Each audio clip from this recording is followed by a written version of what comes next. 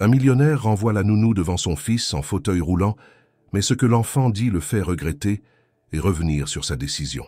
Le ciel de Paris s'assombrissait lentement, laissant place aux premières lumières dorées des réverbères dans les rues paisibles du 7e arrondissement. Perché au sommet d'un immeuble haussmannien, l'immense terrasse d'un appartement luxueux offrait une vue privilégiée sur la tour Eiffel, scintillante à cette heure. À l'intérieur, derrière les larges baies vitrées, Alexandre Delorme dictait des instructions à son assistant à l'autre bout du fil. Sa voix, ferme et précise, résonnait dans le salon parfaitement ordonné, un espace où chaque meuble semblait avoir été choisi pour impressionner plutôt que pour réconforter. Alexandre avait 40 ans, les tempes légèrement grisonnantes, le regard toujours dirigé vers l'avenir. Depuis la mort brutale de sa femme dans un accident de voiture 2 ans auparavant, il s'était réfugié dans le travail. Président d'un groupe international de consulting, il passait le plus clair de son temps en réunion, en vol ou en visioconférence. Il prétendait que c'était pour assurer l'avenir de son fils, mais la vérité était plus insidieuse. Le deuil l'avait figé dans une spirale d'occupation constante, une fuite déguisée en productivité. Louis, son fils de 7 ans, était resté cloué à une chaise roulante après l'accident. Un choc dans tous les sens du terme. Le jour où ils avaient perdu Marie, Louis avait perdu l'usage de ses jambes et Alexandre, la capacité de regarder son enfant sans y voir un rappel douloureux de ce qu'il avait perdu. Depuis, il avait délégué l'essentiel, les soins, les jeux, les rires, tout ce qui exigeait de l'attention réelle. Et pour cela, il y avait Camille. Camille était arrivée par l'intermédiaire d'une agence spécialisée. 33 ans, discrète, professionnelle. Elle n'avait pas posé de questions lors de l'entretien. Alexandre n'en avait pas posé non plus. Elle était qualifiée, disponible, et surtout, elle ne dérangeait pas son emploi du temps. Le contrat avait été signé sans émotion. Depuis, elle venait chaque jour à 8 heures du matin et repartait à 19 heures précises, s'occupant de Louis avec une dévotion que son employeur n'avait jamais pris la peine d'observer. Ce jour-là, en fin d'après-midi, Camille était assise par terre dans le grand salon. Autour d'elle, un chaos joyeux régnait. Des Legos colorés en forme de château, des dessins à la craie sur du papier craft, des avions en papier en équilibre sur les coussins du canapé. Louis, en pyjama, riait à gorge déployée, sa chaise roulante repoussée de côté. Il imitait la voix d'un dragon que Camille venait d'inventer, les yeux brillants d'un bonheur simple. Dans l'encadrement de la porte, Alexandre observait la scène. Il était rentré plus tôt que prévu, une décision soudaine motivée par une annulation de dernière minute. Il n'avait prévenu personne. La clé électronique lui avait permis d'entrer sans bruit. Et maintenant, il se tenait là, immobile, devant ce tableau vivant qui contrastait violemment avec l'image d'ordre qu'il exigeait de son domicile. Son regard balaya le sol encombré, les coussins déplacés, les crayons roulés sous la table basse. Il sentit une pointe d'agacement monter. Pas de musique classique en fond, pas de silence, pas de discipline. Juste 2 complices, unis dans une bulle où lui-même n'avait aucune place. Il s'éclaircit la gorge. Le rire de Louis mourut instantanément. Camille releva la tête, surprise, puis se leva doucement. Elle épousseta sa robe en lin et esquissa un sourire poli. « Monsieur Delorme, je ne vous attendais pas si tôt. » Alexandre entra dans la pièce, son regard sévère posé sur le désordre ambiant. Il n'adressa pas un mot à son fils. Il contourna les jouets, ramassa une feuille sur laquelle une caricature de dragon, probablement inspirée de Camille, trônait au centre, puis la laissa retomber sur la table. « Est-ce cela que vous appelez surveiller un enfant ?» demanda-t-il d'un ton glacial. Camille ouvrit la bouche, mais il leva la main. « Inutile de vous justifier. Je vous paie pour instaurer de la structure, pas pour transformer mon salon en crèche municipale. » Louis, toujours silencieux, observait son père avec inquiétude. L'atmosphère s'était chargée d'une tension qu'il connaissait bien. Camille tenta de s'approcher du garçon, mais Alexandre la devança. « Je vous remercie pour vos services. Vous pouvez partir dès maintenant. » La sentence tomba sans appel. Il ne la regardait même plus. Il parlait comme s'il prononçait un verdict administratif, sans émotion. Camille resta figée une seconde, le souffle coupé. Elle jeta un œil à Louis, puis rassembla ses affaires lentement. Aucun mot ne fut échangé. Pas de protestation, juste une profonde incompréhension dans ses gestes. Alexandre se retourna vers la baie vitrée, comme pour signifier que la discussion était close. Dehors, les premières étoiles apparaissaient au-dessus de Paris. Il n'avait pas encore conscience qu'en quelques minutes à peine, Il venait de briser le seul lien véritable qui unissait son fils à l'enfance. La porte claqua doucement derrière Camille, alors qu'elle s'approchait de l'entrée pour récupérer son sac. Louis resta là, au milieu du salon, son regard allant de son père à sa babou. Les Legos n'avaient pas bougé, mais quelque chose dans l'air avait changé, comme si la magie de l'instant avait été balayée d'un seul souffle froid. Alexandre, debout, les bras croisés, regardait droit devant lui, comme s'il évitait délibérément de croiser les yeux de son fils. Camille prit une inspiration lente. Ce n'était pas la première fois qu'elle se faisait réprimander par un parent trop strict, mais jamais elle n'avait été renvoyée ainsi, sur un malentendu, sans avoir eu la moindre chance de s'expliquer. Et encore moins devant un enfant qui comptait autant pour elle. Elle serra la poignée de son sac, puis fit demi-tour, s'approchant calmement de Louis, s'agenouillant à côté de lui, ignorant pour une fois le regard assassin d'Alexandre. « Je dois partir maintenant, mon trésor », dit-elle doucement. Louis hocha la tête, incapable de parler. Ses petites mains s'accrochèrent aux manches de Camille, comme si un instinct profond le poussait à la retenir. Elle lui caressa les cheveux, glissant une mèche derrière son oreille, puis se redressa lentement.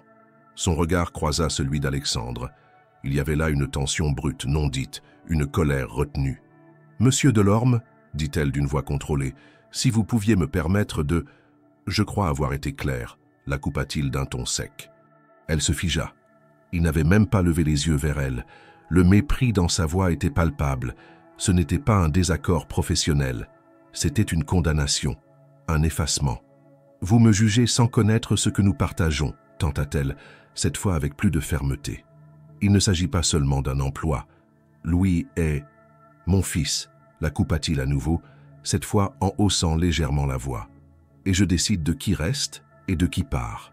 Ce que je vois ici, c'est un enfant laissé à lui-même dans un désordre total. Il désigna du doigt les jouets éparpillés comme une preuve irréfutable de sa décision. Camille secoua la tête, incrédule.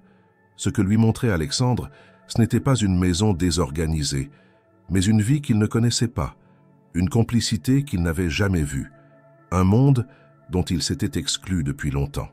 Elle n'insista pas. Il n'y avait rien à gagner. Elle attrapa son manteau, lança un dernier regard vers Louis, puis ouvrit la porte. Mais avant qu'elle n'ait pu franchir le seuil, la voix du garçon retentit, faible, tremblante. « Papa ?» Alexandre se tourna enfin vers son fils. Louis le fixait, ses yeux grands ouverts remplis d'un mélange de peur et d'incompréhension. Il tenait un petit vaisseau en papier dans ses mains, celui qu'il avait fabriqué avec Camille la veille. Une aile était déjà froissée. « Pourquoi tu la renvoies ?» demanda-t-il. Le ton n'était pas celui d'un caprice. C'était une question sincère, urgente, comme une tentative désespérée de comprendre pourquoi quelque chose d'essentiel lui était arraché. Alexandre soupira, visiblement irrité qu'on remette sa décision en question. « Parce qu'elle ne prend pas soin de toi comme elle le devrait. » Un silence. Louis baissa les yeux vers le sol. Puis il releva lentement la tête, fixant son père avec une intensité inhabituelle pour un enfant de 7 ans. « Tu ne sais pas de quoi tu parles ?» Cette phrase, simple en apparence, trancha l'air comme un couteau. Alexandre fronça les sourcils, surpris. Louis, d'ordinaire si doux, si réservé, venait de lui répondre avec une assurance rare. Le garçon tourna ensuite son regard vers Camille. « Tu peux rester, s'il te plaît ?» Elle ne répondit pas. Son cœur se brisait à la vue de ce petit être qu'elle avait vu sourire, rire, pleurer, progresser malgré toutes ses douleurs. Mais elle savait qu'elle ne pouvait pas désobéir à la volonté d'un père. Elle fit un pas en arrière, et alors qu'elle allait sortir, Louis dit quelque chose que ni elle, ni Alexandre n'oublieraient jamais. « Elle est la seule personne qui me fait oublier que mes jambes ne marchent plus. » La phrase tomba dans la pièce comme une pierre dans un lac calme, brisant toute logique, toute froideur, toute façade. Camille se figea, ses yeux soudain embués. Alexandre, lui, resta figé sur place, comme si le monde venait de s'arrêter autour de lui. Il regarda son fils, son visage devenu blême, puis Camille. Il n'avait pas prévu ça. Il n'avait rien vu venir. Louis ne pleurait pas. Il parlait avec une lucidité qui dépassait son âge. Cette femme, à ses yeux, n'était pas une employée. Elle était l'unique lien qui le rattachait à un monde où il n'était pas défini par son fauteuil, où il pouvait jouer, rêver, construire des avions de papier et affronter des dragons imaginaires. Alexandre, pour la première fois depuis longtemps, ne sut pas quoi dire. Il baissa les yeux. Il voulut parler, mais aucun mot ne franchit ses lèvres. Camille se tourna vers lui, bouleversée. Elle aurait voulu dire quelque chose, mais il n'y avait rien à ajouter. Tout venait d'être dit. Sans bruit, elle franchit la porte et la referma derrière elle. Dans le silence qui suivit, Alexandre se retrouva seul avec son fils. Le salon, quelques instants plus tôt vibrant de vie, semblait désormais vide, étranger, presque froid. Il s'assit lentement sur le canapé, pris de court, et regarda Louis qui ne le regardait plus. Le garçon ramassa un Lego, le fit tourner entre ses doigts, puis le laissa tomber. Il ne dit plus un mot. Et dans le silence pesant de la fin d'après-midi, Alexandre sentit quelque chose en lui se fissurer. Pas encore de la douleur, pas encore de la honte, mais une première faille dans l'armure qu'il avait bâtie depuis 2 ans. La phrase de son fils tournait dans sa tête en boucle, tel un écho qu'il ne pouvait plus ignorer. « Elle est la seule personne qui me fait oublier que mes jambes ne marchent plus. Rien ne serait plus jamais pareil. » La nuit était tombée sur Paris. Les lumières de la ville filtraient à travers les rideaux du salon, projetant des ombres floues sur les murs. Alexandre restait assis dans le fauteuil, toujours au même endroit où il s'était laissé tomber après le départ de Camille. Il n'avait pas bougé. Devant lui, le désordre de la journée persistait. Les Legos au sol, les dessins froissés, les avions de papier en escadrille figés. Louis était dans sa chambre, silencieux, enfermé dans un mutisme lourd de sens. L'appartement, pourtant vaste, semblait avoir rétréci comme si le poids d'une vérité non dite l'avait comprimé. Depuis plus de 2 heures, Alexandre revivait en boucle cette scène. Chaque mot, chaque geste, chaque silence. Il aurait voulu se convaincre qu'il avait agi dans l'intérêt de son fils, qu'il avait simplement imposé de la discipline, mais au fond de lui, il savait que c'était un mensonge commode. Ce que Louis avait dit, cette phrase qui ne cessait de lui revenir, l'avait désarmé d'une manière qu'aucune négociation, aucun conflit professionnel n'avait jamais réussi à faire. Elle est la seule personne qui me fait oublier que mes jambes ne marchent plus. Pas un reproche, pas une plainte, juste une vérité crue sortie du cœur d'un enfant qui n'avait jamais demandé à être brisé, ni physiquement, ni émotionnellement. Alexandre se leva finalement, passa une main sur son visage et alla jusqu'à la chambre de Louis. Il frappa doucement. Aucune réponse. Il entra. Le garçon était éveillé. Il était assis dans son lit, ses petites jambes couvertes d'un plaid bleu, la lumière tamisée d'une veilleuse projetant des formes étoilées sur le plafond. Il tenait contre lui une poupée en tissu, usée, que Camille lui avait cousue. Alexandre s'approcha lentement, comme s'il avait peur de faire fuir quelque chose de fragile. « Tu ne dors pas ?» demanda-t-il à voix basse. Louis secoua la tête. Il regardait droit devant lui, sans même tourner les yeux vers son père. Alexandre s'assit au bord du lit, mal à l'aise. Le silence s'épaissit entre eux. Ce n'était pas un silence confortable. C'était celui de 2 inconnus qui partagent un espace, mais pas une vie. « Je ne voulais pas te faire de peine », finit-il par dire. Toujours aucun mot de la part de l'enfant. Alors Alexandre tenta autre chose. « Tu sais, je pensais qu'elle ne faisait pas ce qu'il fallait. Je pensais. » « Tu ne sais rien » coupa Louis d'une voix basse mais ferme. Le ton n'était pas agressif, mais déterminé. Le genre de voix qui, bien qu'enfantine, ne laissait aucune place à l'argument. Alexandre resta bouche close, il n'avait rien à répondre, parce que Louis avait raison. « Tu dis que tu veux mon bien » reprit l'enfant. « Mais tu ne sais même pas ce que j'aime, ce que je fais quand tu n'es pas là, ce que Camille m'apprend. Tu ne demandes jamais. » Chaque mot était un coup porté doucement, mais avec précision. Alexandre sentit une boule monter dans sa gorge. Il voulait protester, dire qu'il avait des responsabilités, qu'il faisait de son mieux, mais il savait que ses excuses sonnaient creux. « Camille jouait avec moi », continua Louis. « Elle me raconte des histoires avec des personnages inventés. Elle me fait rire même les jours où mes jambes me font mal. Quand je suis avec elle, j'oublie que je suis différent. Avec toi, je me sens comme un problème. » Le mot « problème » résonna particulièrement fort. Alexandre détourna les yeux. C'était donc ainsi que son fils se percevait sous son regard, non comme un enfant mais comme une difficulté à gérer, une logistique à organiser, une contrainte à supporter. Il sentit une honte sourde s'installer dans sa poitrine. « Je ne voulais pas ça » murmura-t-il. Louis haussa les épaules. Il n'attendait pas d'explication. Les enfants ne veulent pas qu'on parle, ils veulent qu'on les regarde, qu'on les écoute, qu'on soit là.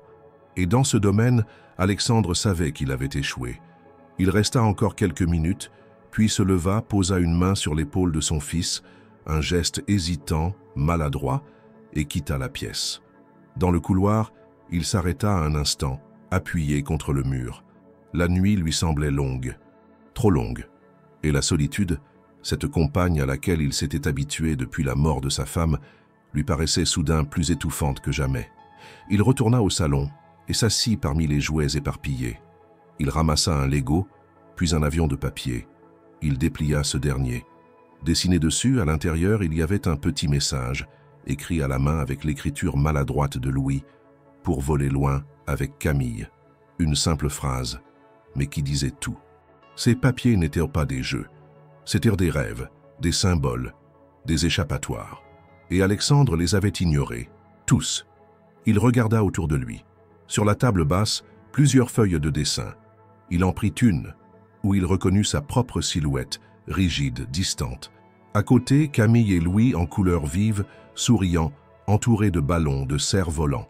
Les contrastes étaient saisissants. Il comprit alors à quel point il était absent, même lorsqu'il était présent.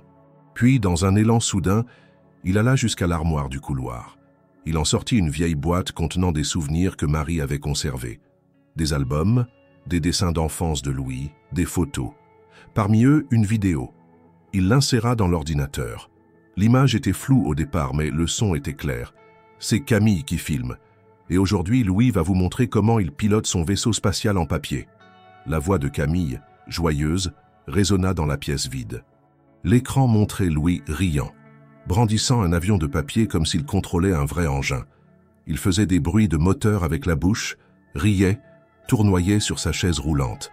Derrière la caméra, Camille l'encourageait, lui lançait des défis, simulait des dialogues avec des extraterrestres imaginaires. Alexandre, les yeux rivés à l'écran, sentit ses barrières tomber une à une. Il n'avait jamais vu son fils aussi vivant. Et il n'était pas là. Il n'avait pas partagé ces moments. Il les avait laissés à une étrangère qu'il n'avait même pas pris le temps de connaître.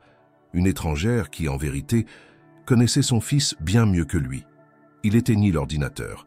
Le silence revint. Mais cette fois, ce silence était habité. Il savait désormais qu'il ne pourrait plus faire semblant.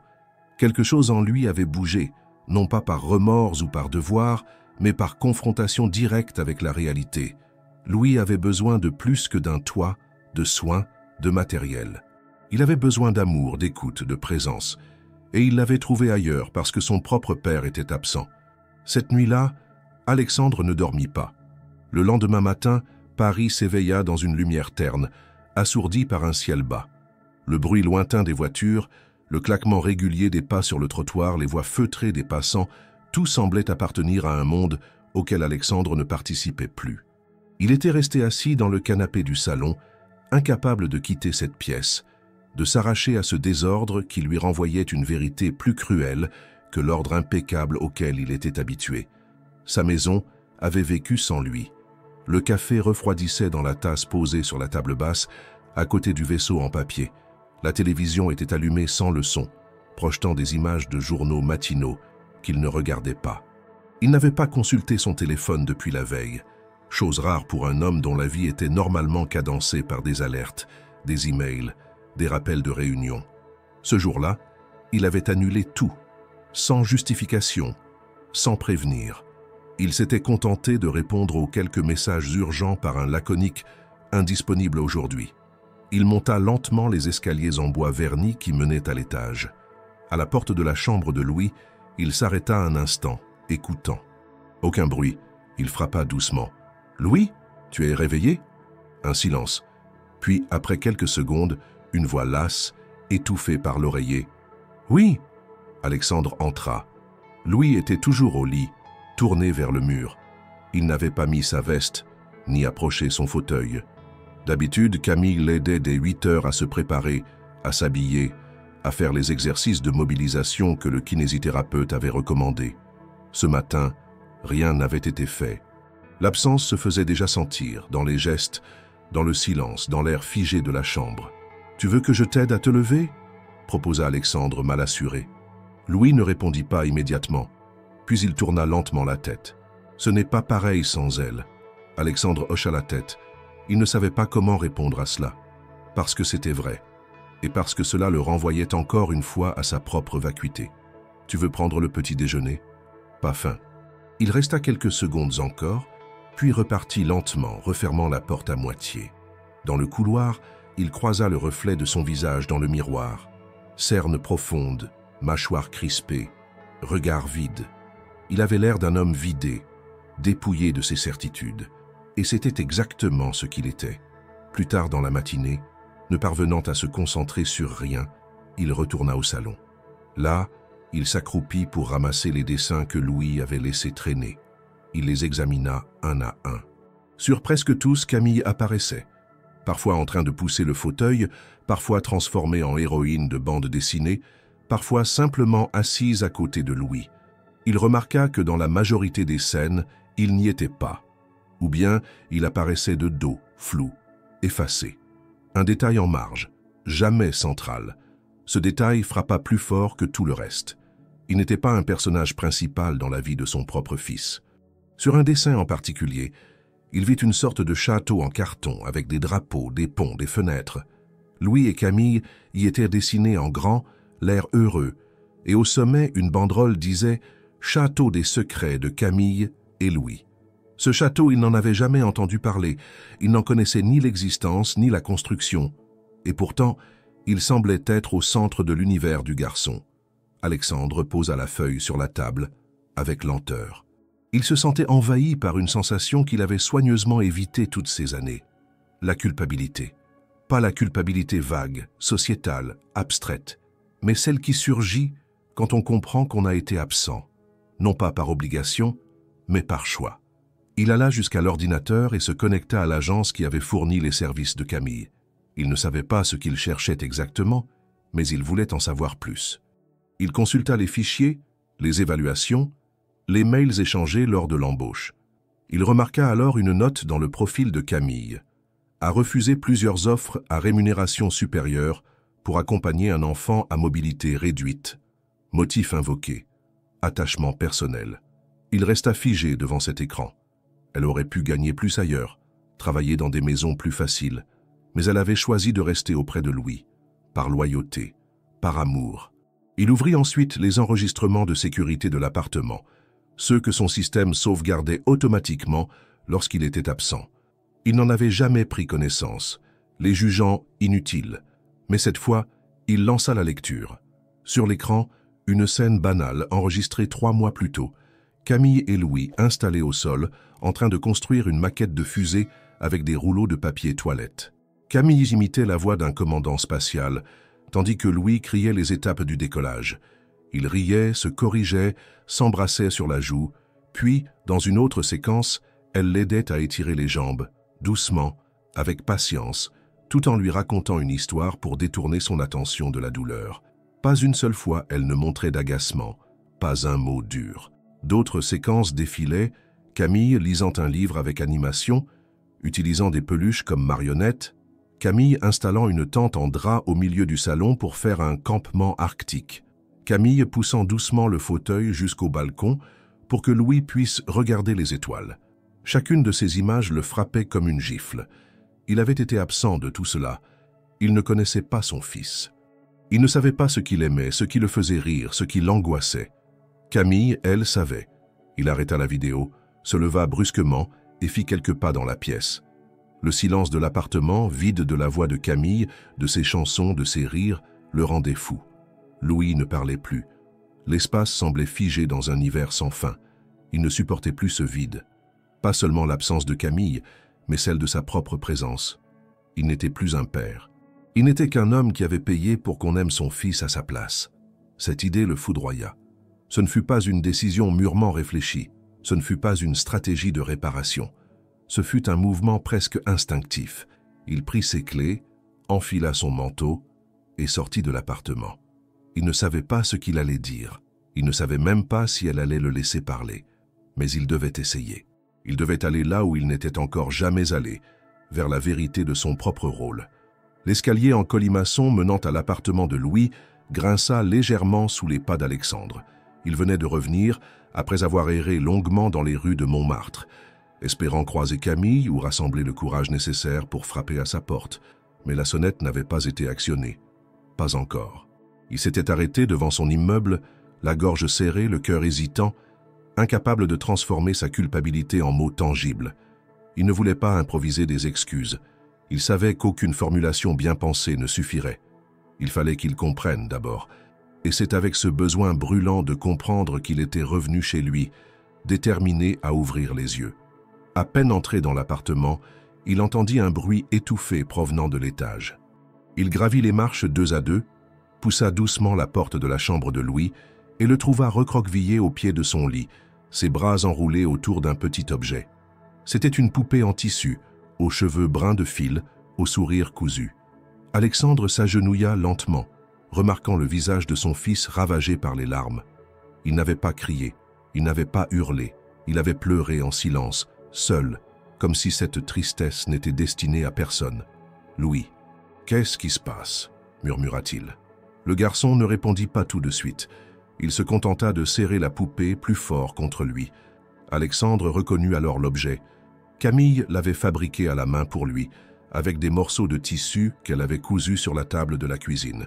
Il s'en souvenait maintenant vaguement.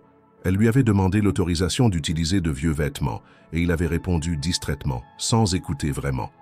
Cette poupée représentait Camille. Une Camille miniature, que Louis pouvait garder près de lui-même lorsqu'elle n'était pas là. Elle me racontait une histoire tous les soirs, dit enfin le garçon d'une voix tremblante. Même quand j'avais mal aux jambes, elle disait qu'un jour, je volerais plus haut que tout le monde, parce que j'avais des ailes à l'intérieur. Alexandre sentit sa gorge se nouer. Il n'avait jamais entendu cette histoire. Il ne savait rien de ce rituel du soir. Il avait supposé à tort que Camille se contentait de lui lire un livre ou de l'endormir mécaniquement. Il découvrait à chaque mot prononcé par son fils une intimité qu'il avait toujours ignorée. Elle m'a appris à faire des avions avec une seule main, même les jours où mes doigts tremblaient, poursuivit Louis. Elle disait que j'étais un constructeur d'histoire, pas juste un garçon qui ne peut pas marcher. Alexandre ferma les yeux une seconde. Chaque phrase du garçon était une gifle silencieuse. Il se rendait compte qu'il n'avait jamais demandé ce qui se passait ici, chez lui, pendant ses absences. Il avait supposé que Camille remplissait un rôle fonctionnel, un service payé. Il n'avait jamais imaginé qu'elle était le cœur vivant de l'univers de son fils. « Pourquoi tu ne m'as jamais parlé de tout ça ?» demanda-t-il, le souffle court. Louis haussa les épaules. Il leva les yeux vers son père, cette fois sans colère, mais avec une lucidité désarmante. « Parce que tu ne poses jamais de questions. » La réponse était d'une simplicité brutale. Alexandre recula légèrement, assis désormais sur le sol, à hauteur de son fils. Il réalisa combien de fois il était passé devant cette chambre sans entrer, combien de fois il avait traversé la cuisine sans remarquer les dessins accrochés au réfrigérateur, combien de fois il avait signé un chèque sans demander ce qui se construisait vraiment entre Camille et Louis. Le garçon reposa la poupée avec soin sur son oreiller, puis fit un effort pour atteindre son fauteuil. Alexandre l'aida sans mot dire. Ce geste, simple en apparence, fut comme un premier pont tendu entre eux. Une main posée sur une roue, un appui sur la coudoir, un regard échangé. Louis, cette fois, ne détourna pas les yeux. Il restait du chagrin, mais quelque chose dans son regard semblait dire qu'un infime espace s'ouvrait. En bas, Alexandre accompagna Louis jusqu'au salon. Le désordre n'avait pas changé depuis la veille. Les dessins, les jouets, les livres restaient à leur place, comme un décor figé dans le temps. Il le regarda rouler lentement jusqu'au tapis, s'arrêter devant un livre posé à l'envers. Le garçon le ramassa, l'ouvrit à une page marquée par un post-it jaune. C'est là qu'elle s'était arrêtée. Elle faisait toutes les voix. « Tu sais faire ça ?» Alexandre prit le livre. Il lut quelques lignes en silence, puis tenta une voix maladroite, un peu trop grave. Louis ne rit pas, mais il esquissa un sourire. Minuscule, mais réel. Ils passèrent ainsi de longues minutes dans cette atmosphère suspendue. Alexandre, lisant d'une voix hésitante, parfois trop rapide, parfois trop lente. Louis, attentif, corrigeant doucement, demandant qu'il refasse certaines phrases avec l'intonation « comme Camille ». Il n'était pas question de remplacer la présence de la jeune femme, ni même de la faire oublier. Il était question enfin d'entrer dans ce monde que Louis avait partagé avec elle, sans jamais l'inviter. Quand le livre fut refermé, Louis dit simplement « Elle ne m'a jamais fait sentir cassé ». Et Alexandre comprit que tout partait de là. Ce n'était pas juste une question d'attention ou de temps, c'était une question de regard. Camille regardait Louis comme un enfant capable, joyeux, entier. Lui, Alexandre l'avait vu trop longtemps comme un rappel constant de ce qui avait été perdu. Il ne l'avait pas fait volontairement, mais c'était ainsi. Le silence s'installa de nouveau. Puis Louis demanda s'il pouvait appeler Camille. Alexandre hésita une seconde. « Si elle ne travaille plus ici, » répondit-il, la voix pleine de gêne. « Je ne veux pas qu'elle travaille. Je veux juste lui parler. » Alexandre prit le téléphone, mais resta figé un instant. Il ne savait pas si elle répondrait. Il ne savait même pas si elle voudrait entendre sa voix, mais il composa le numéro. Lorsque la tonalité résonna dans le salon, Louis tendit la main. Alexandre lui passa l'appareil sans un mot. « Camille, c'est moi. » « Louis. » Un court silence. Puis les yeux du garçon s'illuminèrent. Sa voix changea légèrement, comme si elle retrouvait un terrain familier. « Tu me manques. Papa lit les histoires maintenant, mais il oublie les voix bizarres. » Il rit doucement. Alexandre sentit quelque chose se détendre en lui. Une tension cédait. Il n'entendait pas ce que Camille répondait, mais les expressions de Louis suffisaient à lui faire comprendre que le lien entre eux était intact, inébranlable.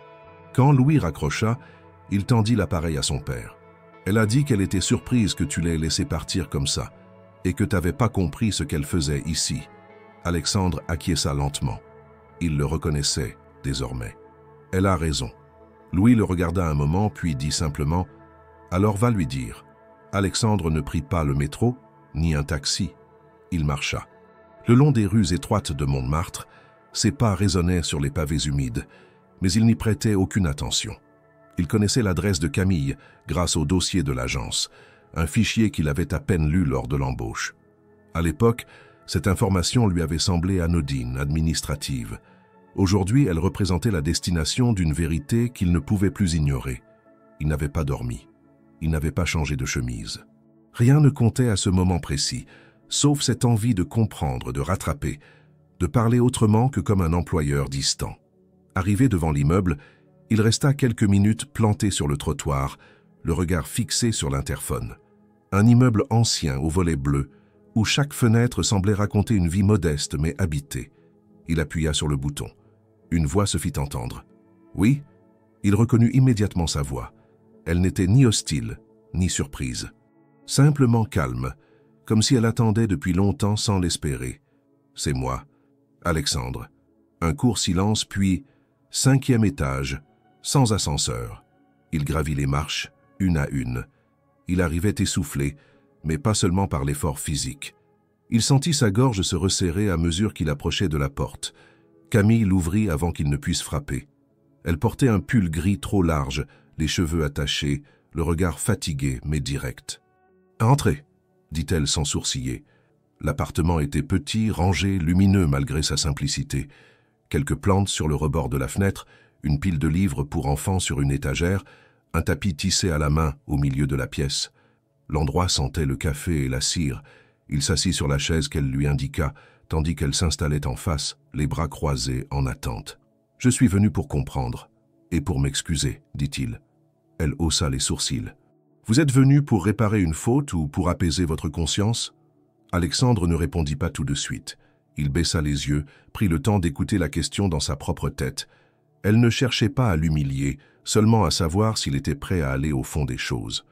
Pour les deux, mais surtout parce que Louis me l'a demandé. Il raconta tout. La phrase de Louis, le silence de la nuit, la poupée en tissu, le livre avec les voix qu'il ne savait pas imiter, les vidéos de la caméra de surveillance, les dessins, les avions de papier. Il ne chercha pas à se défendre.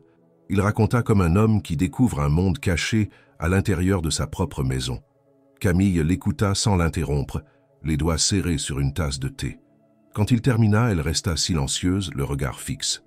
« Je n'ai jamais travaillé pour votre confort, » dit-elle enfin. « J'ai accepté ce poste parce que Louis m'a touché dès la première rencontre. Ce que j'ai fait, je ne l'ai pas fait parce que j'étais payé. Je l'ai fait parce qu'il avait besoin d'être vu, entendu, encouragé. » Elle se leva, alla jusqu'à une commode et en sortit un petit carnet qu'elle posa sur la table. Alexandre le prit avec précaution. Il s'agissait d'un journal. Le journal que Camille avait tenu depuis le premier jour où elle avait commencé à travailler chez lui. Chaque page retraçait une anecdote, une réflexion, une avancée de Louis. Ses premiers sourires après l'accident, ses premières réussites avec les exercices de motricité, ses phrases pleines d'imagination, ses colères, ses tristesses, ses rêves. Je l'ai écrit parce que je savais qu'un jour, il aurait besoin de se souvenir de son propre courage, et parce que je pensais que peut-être un jour, vous voudriez lire ce que vous n'avez pas vu. Alexandre feuilleta le carnet, page après page. Il reconnaissait certaines dates. Il se souvenait que pendant que Louis vivait ses petits miracles, il était dans des avions, dans des réunions, dans des hôtels. Il ne put retenir les larmes qui lui montaient aux yeux. Ce carnet était un miroir cruel, mais nécessaire. « Pourquoi vous ne m'avez jamais parlé de tout cela ?» demanda-t-il. Camille haussa les épaules. « Parce que vous ne m'avez jamais écouté. Vous étiez toujours pressé, toujours ailleurs, et je n'avais pas envie de vous forcer à aimer votre propre fils. Ce n'est pas mon rôle. » Elle se tut un moment puis reprit d'une voix plus douce. « Je ne vous en veux pas. Vous avez vécu un deuil. Vous vous êtes réfugié là où vous saviez être fort. Le travail, le contrôle, l'organisation. Mais pendant que vous fuyiez la douleur, Louis grandissait. Il reconstruisait quelque chose en lui chaque jour, et vous n'étiez pas là. Il la regarda avec une sincérité qu'il n'avait plus exprimée depuis des années. Que puis-je faire maintenant? Être là, réellement. Pas pour surveiller, pas pour gérer, mais pour vivre avec lui, le regarder, l'écouter, le laisser vous emmener dans son monde. Vous ne pouvez pas changer le passé, mais vous pouvez décider de ce que vous serez demain. » Alexandre hocha lentement la tête. Il comprenait enfin. Ce n'était pas Camille qui l'avait exclu, c'était Louis. C'était la vie elle-même. Il se leva, reposa le carnet sur la table. « Je ne vous demande pas de revenir travailler. Je vous demande juste d'accepter de rester présente dans sa vie, pas en tant qu'employée, mais en tant que personne qu'il aime. » Camille ne répondit pas tout de suite. Elle fixa l'homme debout devant elle, hésitant, sincère, changé. « Ce n'est pas à moi de décider, » dit-elle enfin. « C'est à lui. » Alexandre sourit tristement. Il savait que Louis l'avait déjà décidé. Le retour chez lui fut silencieux, presque solennel. Alexandre marchait lentement, comme s'il voulait prolonger ce moment de lucidité, ce basculement discret mais fondamental qui venait de se produire dans sa façon de voir le monde, son fils et lui-même. Montmartre, sous les premières lueurs de la fin d'après-midi, dégageait une tranquillité inhabituelle, à 1000 lieues de la tension intérieure qu'il portait encore. Il repensait à chaque mot de Camille, à chaque page de ce carnet qu'elle lui avait confié, à chaque silence qui en disait plus qu'une confession. Il n'était plus question de réparer ce qui avait été brisé. Il fallait désormais reconstruire sur des bases qu'il n'avait jamais supposées.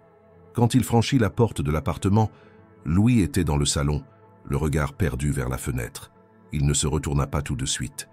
Alexandre posa doucement ses clés sur le meuble de l'entrée, puis s'approcha, gardant une distance respectueuse. « Je suis allé voir Camille », dit-il d'une voix calme.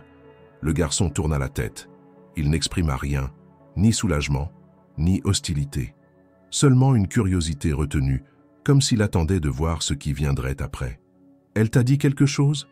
demanda-t-il. « Oui, beaucoup de choses. Elle m'a aussi prêté quelque chose. Un journal qu'elle a écrit pour toi, sur toi. » Louis parut surpris. Alexandre s'agenouilla à côté de lui tendit le carnet. Le garçon le prit entre ses mains, presque avec dévotion, comme si on lui rendait une partie de lui-même. Il tourna quelques pages, lut en silence un passage, puis releva les yeux. « Tu l'as lu ?»« Oui, tout. J'aurais dû le faire plus tôt.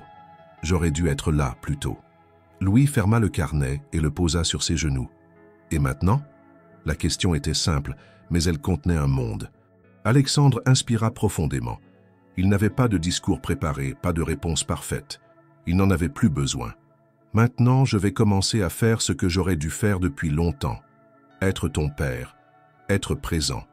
Et pour ça, j'ai besoin de ton aide. » Louis ne dit rien, mais ses épaules s'étaient détendues. Alexandre en profita pour poursuivre. « Et j'aimerais aussi qu'on dise à Camille qu'elle fait partie de nous. Pas comme employée, mais comme quelqu'un qu'on aime. » Louis acquiesça. Ce simple geste suffit à confirmer qu'ils étaient enfin dans le même bateau. Les jours suivants, Alexandre entreprit de réparer non seulement les conséquences de ses actes, mais aussi les habitudes profondément enracinées de son quotidien. Il annula ses déplacements pour les 2 semaines à venir, déplaça ses réunions, confia à ses associés les urgences de l'entreprise. C'était la première fois depuis des années qu'il plaçait sa vie personnelle avant ses responsabilités professionnelles. Ce geste, si banal pour d'autres, représentait pour lui une révolution silencieuse. Il apprit à habiller Luis le matin, à lui faire son petit déjeuner, à l'accompagner dans les exercices de physiothérapie. Il s'étonna de la patience que cela exigeait, de la minutie que requérait chaque geste, mais aussi de la richesse des échanges qui pouvaient naître d'un moment aussi simple qu'un goûter partagé ou une histoire racontée à voix haute. Il découvrit que Louis aimait qu'on lui parle sans le regarder comme un blessé, qu'il avait une passion pour les avions, les constellations et les récits d'aventure, qu'il connaissait par cœur les voix que Camille faisait pour chaque personnage et qu'il se montrait intransigeant quand l'intonation était incorrecte.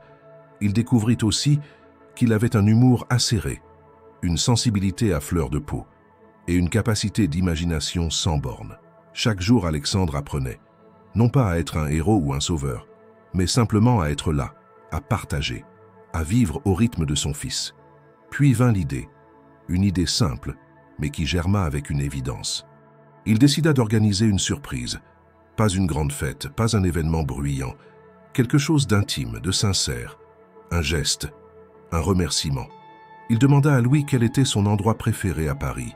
Le garçon répondit sans hésiter, le parc Monceau, là où Camille l'emmenait les samedis après-midi quand le temps le permettait, là où ils inventaient des histoires à partir des statues, où ils faisaient voler les avions en papier depuis les bancs de pierre.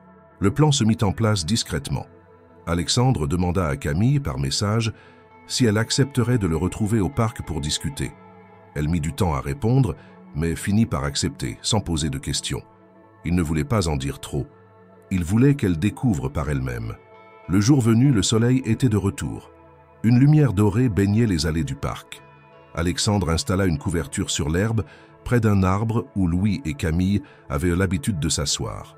Il avait apporté de quoi faire un petit pique-nique. Rien d'extravagant. Du jus de fruits, des biscuits, quelques dessins de Louis et un carton. Un carton sur lequel le garçon avait inscrit lui-même, avec des lettres légèrement tremblantes mais fières, « Camille, tu es de la famille ». Quand elle arriva, elle les vit de loin. Louis, installé sur la couverture, un sourire lumineux sur le visage. Alexandre, assis à côté, un bras posé doucement derrière son fils. Il ne s'était pas levé pour l'accueillir. Il avait simplement attendu qu'elle vienne jusqu'à eux comme on attend une évidence.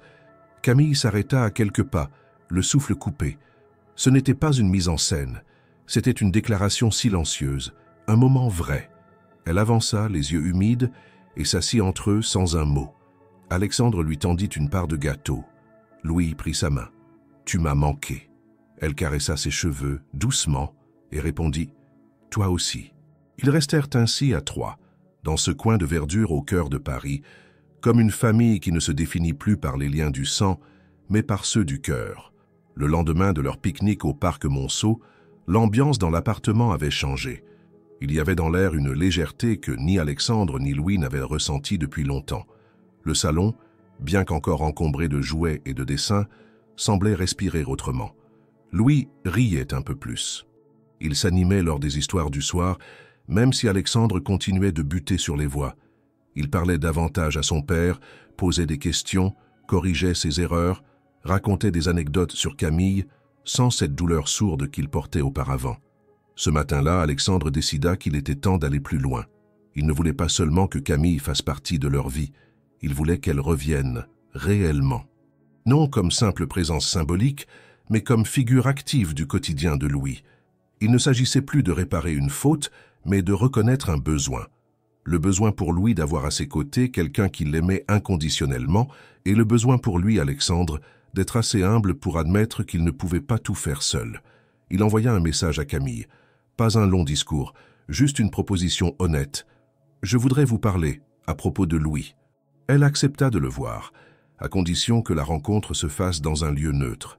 Ils se retrouvèrent dans un café discret du 18e arrondissement, un lieu simple, calme, sans prétention, où les habitués lisaient le journal en silence en buvant leur espresso. Camille arriva à l'heure. Elle portait un manteau bleu foncé, ses cheveux attachés avec une simplicité presque désarmante. Son regard était franc, mais fermé, comme s'il avait encore à prouver qu'il méritait d'être écouté. Alexandre, en face, n'essaya pas de jouer un rôle. Il se montra tel qu'il était, fatigué, touché, prêt à écouter. « Merci d'être venu, dit-il d'entrée de jeu. « Je suis venu pour Louis, répondit-elle. Pas pour vous. » Le ton n'était pas agressif, mais ferme. Il comprit qu'il ne fallait pas tourner autour du pot. « Je vais être direct. J'aimerais que vous reveniez. Pas comme avant, pas comme employé, mais comme celle que Louis considère comme une seconde famille. Je ne veux pas vous imposer quoi que ce soit. Je veux juste vous demander si vous seriez prête à revenir partager notre quotidien. » Camille le fixa quelques secondes sans répondre. Puis, elle posa sa tasse, croisa les bras et dit d'une voix posée « Non ». Le mot, court et sans fioriture, résonna dans la salle. Alexandre resta un moment silencieux. Il ne s'attendait pas à une réponse facile, mais pas non plus à un refus aussi tranché. Il tenta de comprendre. « Pourquoi ?» demanda-t-il sincèrement déstabilisé. « Parce que ce n'est pas à moi de réparer ce qui a été négligé. Vous avez commencé à changer, c'est vrai. Je le vois et je le respecte. Mais vous devez continuer ce chemin seul avec votre fils.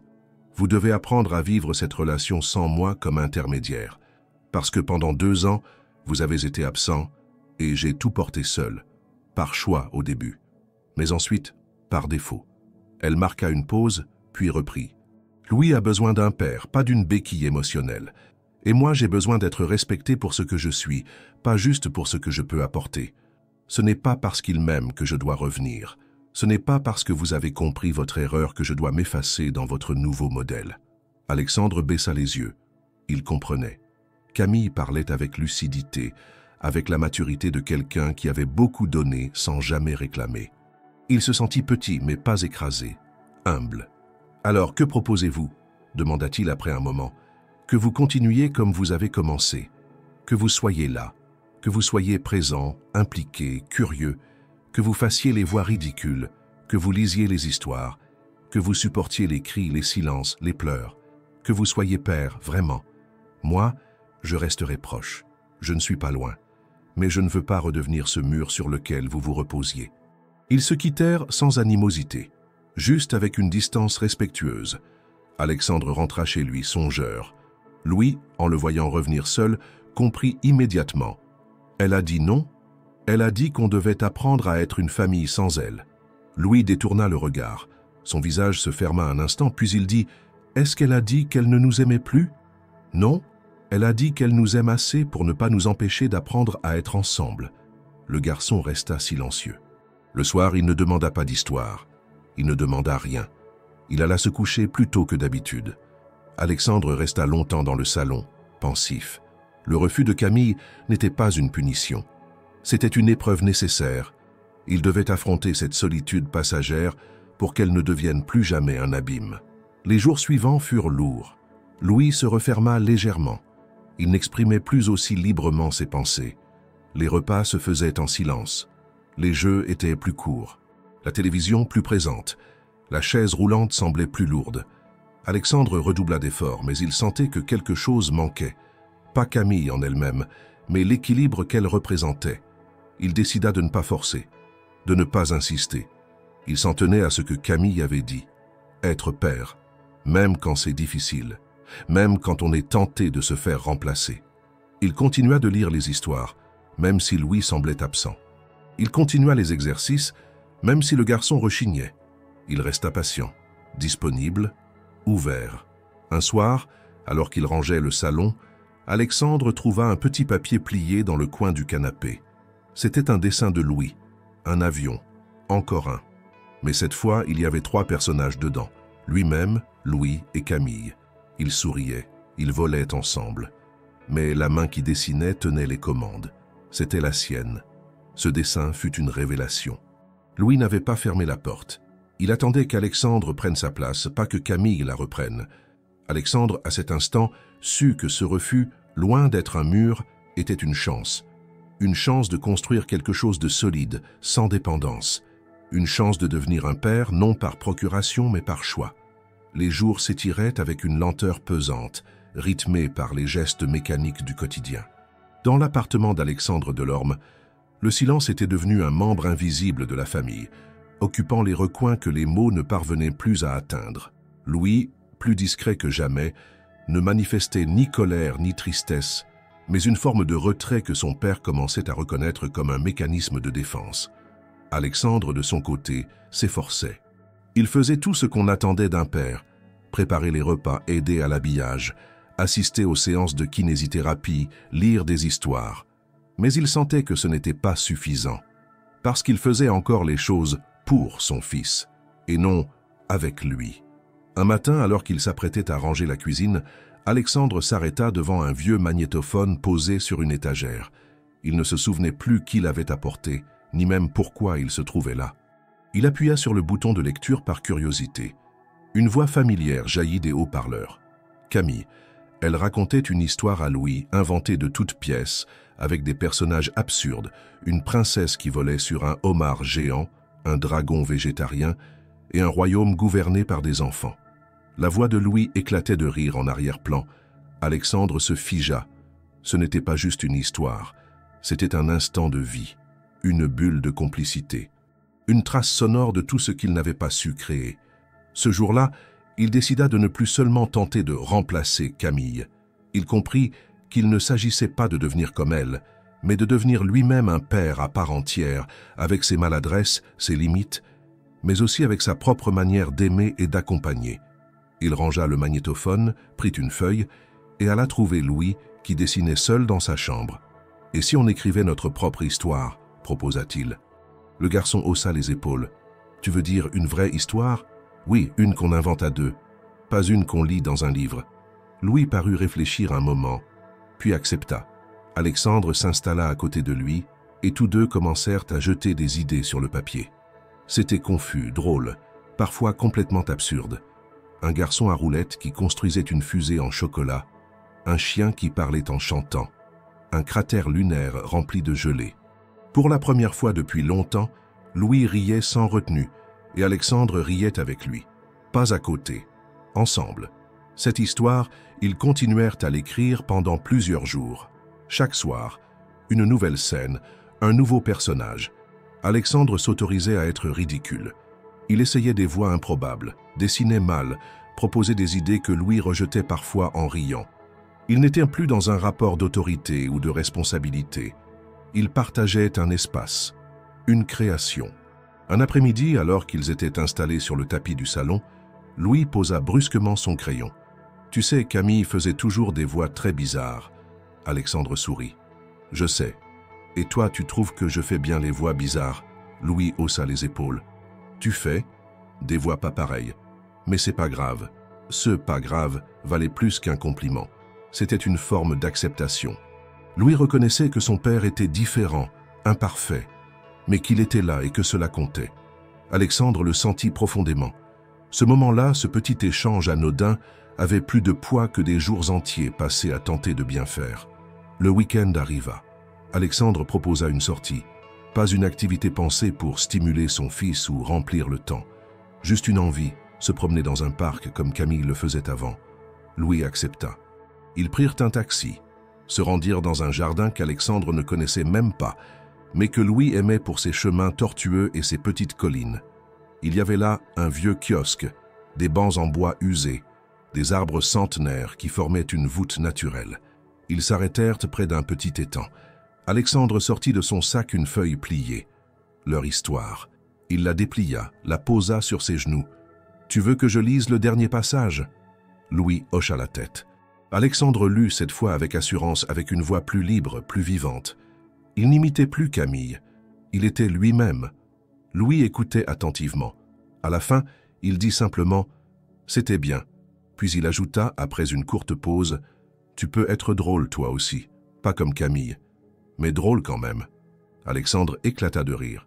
Ce commentaire, plus qu'aucune déclaration solennelle, venait d'officialiser un changement. Il n'était plus un spectateur. Il était entré dans la vie de son fils, non comme une obligation ou une réparation, mais comme une évidence. Ils rentrèrent en fin de journée, fatigués mais apaisés. Alexandre porta Louis jusqu'à sa chambre, l'aida à se changer et lui souhaita bonne nuit.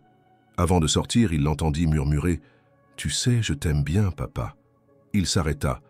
Ce « je t'aime bien » n'était pas grandiloquent, mais il valait toutes les démonstrations. Il se retourna, revint près du lit. Moi aussi, je t'aime, Louis, et je suis fier de toi. Le garçon sourit, referma les yeux. Alexandre resta un moment à le regarder. Il se rendit compte qu'il n'avait jamais vraiment observé son fils endormi, qu'il n'avait jamais noté la façon dont ses traits se détendaient, la respiration lente, le calme qu'il dégageait. Il n'était plus un père par la fonction. Il devenait un père par la présence. Ce soir-là, au lieu de s'asseoir devant son ordinateur ou de consulter ses dossiers, Alexandre s'installa sur le canapé, relut leur histoire, puis prit un stylo et ajouta une dernière ligne. Et c'est ainsi que le garçon à roulettes, accompagné de son drôle de papa, partit à l'aventure, sans cap, sans baguette magique, mais avec quelque chose de plus fort, un cœur qui avait enfin appris à battre à l'unisson. L'automne s'était installé sur Paris avec une douceur inattendue. Les feuilles dorées parsemaient les trottoirs du 7e arrondissement, dessinant des arabesques naturelles sous les pas d'Alexandre et Louis. La routine s'était transformée. Elle n'était plus un fardeau mécanique, mais un enchaînement de gestes qui faisaient sens. Chaque matin, Alexandre s'éveillait au rythme de son fils. Il ne pensait plus en termes de temps perdu, mais de moments vécus. Il ne consultait plus ses mails avant le petit déjeuner. Il ne planifiait plus ses journées selon l'agenda de ses associés. Désormais, ses priorités avaient changé de visage. Elles avaient les yeux de Louis, son rire, ses silences aussi. Louis allait mieux. Il parlait davantage, posait des questions, proposait des jeux. Il continuait à évoquer Camille souvent, mais ce n'était plus un chagrin. C'était une présence affectueuse, presque un repère. Et dans cette nouvelle dynamique familiale, une idée germa lentement dans l'esprit d'Alexandre. Pas une idée pour réparer, pas une initiative pour compenser, une envie sincère de célébrer. Un matin, alors que Louis dessinait à la table du salon, Alexandre lui demanda « Si tu pouvais dire une seule chose à Camille, là, tout de suite, ce serait quoi ?» Louis leva la tête, réfléchit un moment, puis dit « Que je veux qu'elle revienne. Pas pour s'occuper de moi, mais pour rire avec nous. Parce que c'est plus drôle quand elle est là. » Ce mot « avec nous » frappa Alexandre. Louis ne disait pas « avec moi », comme il l'aurait fait auparavant. Il incluait désormais son père dans ce cercle intime. Camille n'était plus le seul lien. Elle était une pièce manquante, mais dans un ensemble qui se construisait autrement. Alexandre comprit qu'il était temps de faire un geste, non pas pour convaincre, mais pour montrer. Il passa plusieurs jours à réfléchir. Il ne voulait pas organiser un événement froid, formel. Il voulait créer quelque chose de personnel. Quelque chose qui dirait, sans fioriture, « Tu fais partie de notre vie parce que tu l'as changé ». Il se souvint d'un détail raconté par Louis. Camille adorait les pique-niques. Pas les grands pique-niques organisés, mais ceux improvisés, avec une nappe froissée, des sandwichs mal faits et des boissons trop sucrées. C'était dans ces moments simples qu'elle riait le plus, qu'elle se sentait chez elle, comme Louis l'avait dit. Alors Alexandre planifia tout en secret. Il demanda à Louis de l'aider à préparer un dessin spécial. Ils le firent ensemble, pendant plusieurs soirées. C'était une grande affiche, colorée, naïve, remplie de souvenirs en images. Des avions de papier, des châteaux en carton, des étoiles et 3 silhouettes côte à côte. En bas, Louis écrivit en lettres capitales, avec son écriture d'enfant, « Camille, tu es de la famille ». Le jour choisi était un samedi ensoleillé. Alexandre envoya un message à Camille, l'invitant simplement à venir au parc Monceau. Il ne donna aucun détail. Il se contenta de lui dire que Louis voulait lui montrer quelque chose. Elle répondit qu'elle viendrait, sans poser de questions. Ils arrivèrent tôt pour tout installer. Une couverture, une petite glacière, 2 coussins et le dessin, soigneusement posé contre un arbre. Louis, excité, trépignait. Il demandait toutes les 2 minutes si elle allait vraiment venir. Alexandre, aussi nerveux que son fils, tentait de rester calme. Camille arriva à l'heure convenue. Elle apparut au bout de l'allée, silhouette fine, manteau beige, sac en bandoulière. Elle marchait lentement, comme si elle pressentait que quelque chose d'inhabituel l'attendait. Et elle s'arrêta net en voyant la scène. Louis l'accueillit en premier, en roulant jusqu'à elle avec le panneau entre les mains. Il s'arrêta devant elle, leva le dessin, sans un mot. Camille mit quelques secondes à comprendre. Puis elle lut l'inscription. Son regard se posa sur les images, sur les couleurs, sur les visages dessinés. Elle ne dit rien, pas tout de suite. Elle s'agenouilla lentement, regarda Louis dans les yeux. « Tu as fait ça tout seul ?»« Papa a aidé. Il a même mis de la colle partout et il a raté un avion. » Ils rirent ensemble. Alexandre s'approcha à son tour. Il tenait un petit panier. Il l'ouvrit devant elle. Sandwich trop sucré, nappe froissée et jus de fruits pas frais. Tout ce que tu détestes, sauf quand c'est nous qui le préparons. Camille sourit, touchée. Elle ne savait pas encore quoi répondre, mais elle s'assit.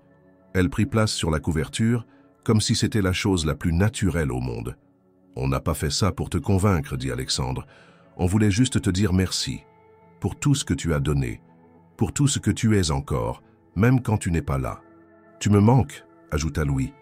Elle posa sa main sur la sienne. « Vous m'avez manqué aussi. » Ils mangèrent, parlèrent, rirent. Pas de grands discours, pas de décisions solennelles, juste un moment vrai, comme tous ceux que Camille avait su créer dans cette famille en chantier. Louis racontait ses histoires. Alexandre les complétait maladroitement. Camille les réécrivait en riant. Et pendant 1 heure, une simple heure, le monde extérieur n'existait plus. À la fin, alors que le soleil commençait à décliner, Camille prit la main d'Alexandre. Ce n'est pas un retour, pas encore, mais c'est un nouveau départ, un pas après l'autre. Il serra doucement ses doigts. Il comprit que cela valait bien plus qu'un oui immédiat. Cela signifiait qu'elle leur ouvrait à nouveau son cœur, qu'elle ne revenait pas parce qu'on lui demandait, mais parce qu'elle le voulait. Et cela, Alexandre le savait désormais, ne se demandait pas. Cela se méritait. Ce matin-là, l'appartement résonnait des bruissements d'un quotidien enfin partagé. La table du salon portait encore les vestiges du dessin géant offert à Camille la veille. Des traits maladroits, des couleurs vives, l'inscription « Camille, tu es de la famille ». Louis s'affairait à aligner ses crayons, tandis qu'Alexandre relisait discrètement ce mot, imprimé dans sa mémoire, plus lourd de sens que n'importe quelle déclaration officielle. La lumière traversait les rideaux, dessinant des motifs changeants sur les murs. Alexandre se leva, inspira profondément l'air légèrement frais de début d'automne, puis s'approcha de Louis. « Tu veux aller la voir aujourd'hui » demanda-t-il doucement. Le garçon leva les yeux, surpris par la question directe. « Tu crois qu'elle voudra » glissa-t-il, la voix incertaine. Alexandre ne répondit pas immédiatement. Il se souvint de leur silence, des gestes maladroits, de la résistance de Camille. Puis il posa une main sur l'épaule de son fils. « Aujourd'hui, je pense qu'elle nous apprendra de toi au moins autant que tu as appris d'elle. Je vais t'accompagner si tu veux. » Louis hésita un instant, puis hocha la tête. Leur dessein fut silencieux, simple, mais chargé d'une promesse nouvelle, celle d'un lien recomposé non par obligation, mais par choix.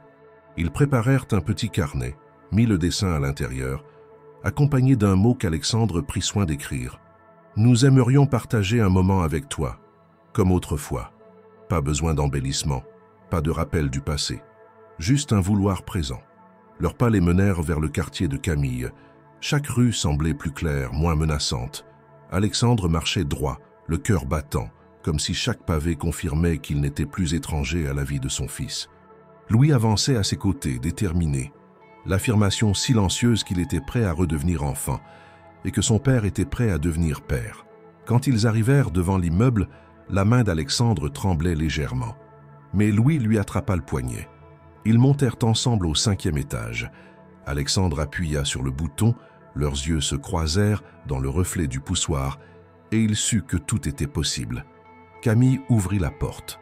Pour la 3e fois depuis qu'il avait commencé à changer, Alexandre vit ses yeux s'adoucir. Ni surprise extrême, ni défi. Juste une attente contenue, comme une invitation contenue à venir plus près, si seulement ils en avaient les moyens. Alexandre commença. « Nous budêmes heureux si… » Il hésita, bloqué un instant, puis reprit avec honnêteté. « Vous voulez qu'on essaie encore ?»« Ensemble. » Camille écouta. Son regard passa de Louis à Alexandre. Le silence s'épaissit, puis s'adoucit. Elle fit un pas en arrière, comme si elle offrait tout l'espace nécessaire et inclina la tête. « Je suis là, » dit-elle enfin. « Pas d'emblée, pas comme avant. Mais j'ai envie de voir ce que ça devient, cette famille que vous construisez. » Les mots, simples, étaient plus puissants que n'importe quelle cérémonie. Louis sourit. Alexandre sentit une chaleur envahir sa poitrine. Ils franchirent le seuil d'un pas lent, mais définitif. L'appartement de Camille devint alors un lieu de résonance, un espace où la famille se retrouvait, non pas dans la perfection, mais dans l'acceptation des imperfections et des silences réparés. Quand ils se retrouvèrent dans le salon, assis autour d'un thé, les trois respirèrent un instant la même paix. Louis dessina d'un air tranquille, tenant le carnet ouvert sur ses genoux. Alexandre lui raconta une petite blague maladroite. Camille rit doucement.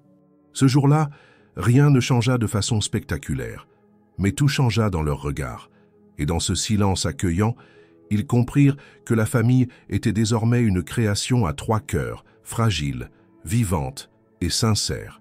La rentrée s'était déroulée dans une douceur étrange, une sorte de calme après la tempête.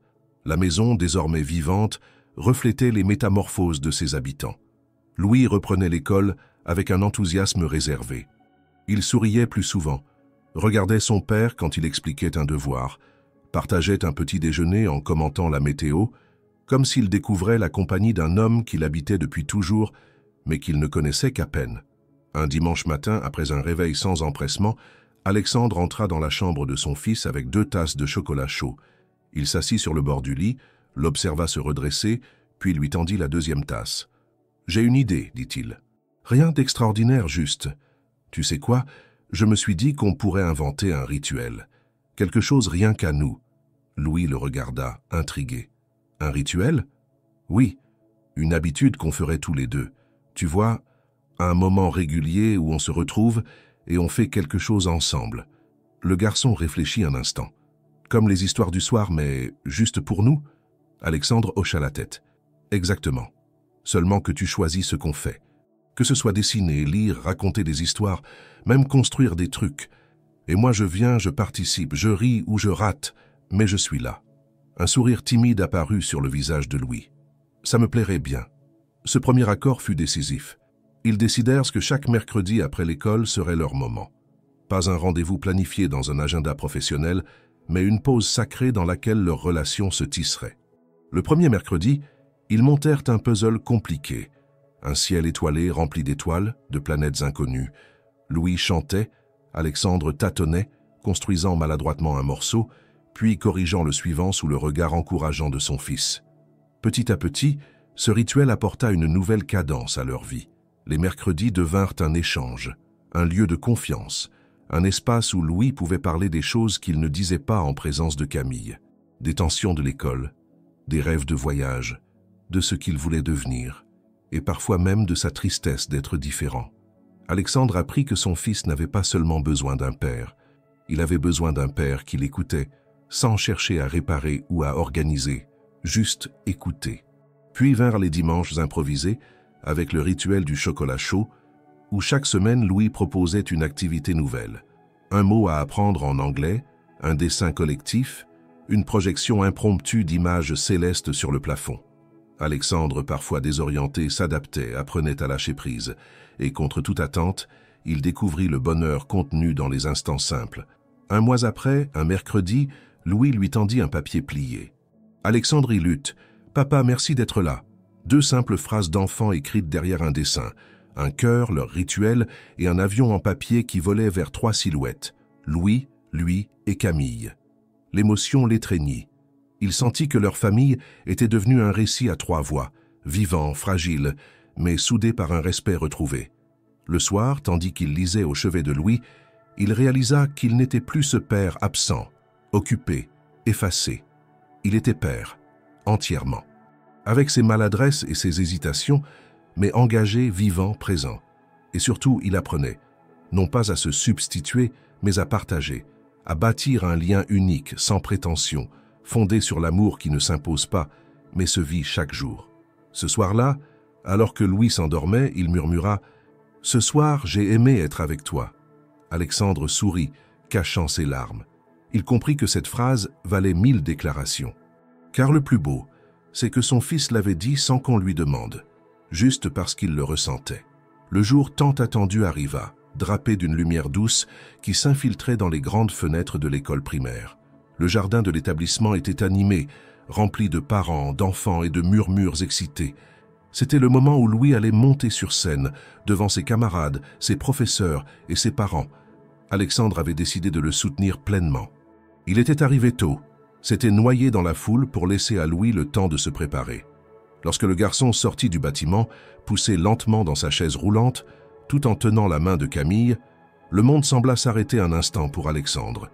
Il vit Louis dans toute sa beauté fragile et forte, soudée à celle qu'il avait portée, et s'imposa un silence respectueux, sans intervalle. Ils prirent place devant la petite tribune montée pour l'occasion. Les visages étaient prêts à applaudir, mais personne ne savait ce que Louis allait dire. Quand son nom fut annoncé, il roula jusqu'au micro. Sa voix retentit dans le jardin, claire, sans une once d'hésitation.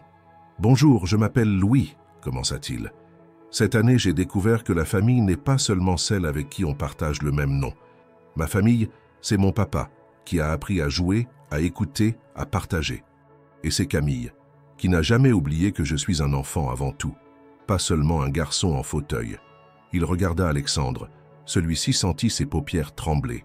Puis ses yeux cherchèrent Camille, toujours devant, et elle sourit, contenant l'émotion, mais la laissant briller dans le regard. Louis poursuivit. « Ils m'ont appris que la famille, c'est aussi celui ou celle qui choisit d'aimer, chaque jour, avec ses gestes, même les plus maladroits. Merci d'être ma famille. » Un silence vibrant s'installa, aussitôt rompu par les applaudissements sincères, puissants, immenses. Alexandre sentit des larmes couler, inarrêtables, mais il ne détourna jamais les yeux de Louis. Il reconnut alors que ce garçon, fragile, avait grandi au-delà de ses craintes, porté par ceux qui avaient cru en lui, non comme une obligation, mais comme un acte de foi. Camille vint se joindre à lui, se plaça devant, puis glissa sa main dans celle d'Alexandre. Il sentit que cela le replaçait au centre de quelque chose qu'il avait longtemps fui, l'amour palpable, à la fois exigeant et généreux. Après la cérémonie, dans la cour résonnaient des rires, des embrassades, des félicitations. Louis, fatigué mais rayonnant, se blottit entre Alexandre et Camille. Ce geste simple fut le point final d'une traversée. Le père avait appris à être père, non en imposant sa volonté, mais en ouvrant son cœur. La femme aimante avait accepté de rester, non par glorification, mais parce qu'elle avait trouvé une place qui n'était plus celle d'une remplaçante, mais celle d'un membre de la famille. Le soleil déclinait doucement. La famille, recomposée, imparfaite, vivante, quitta l'école. Ils ne savaient pas ce que demain leur réserverait, ni comment ils allaient affronter les aléas. Mais ils savaient qu'ils le feraient ensemble. Et, parfois, c'est déjà tout.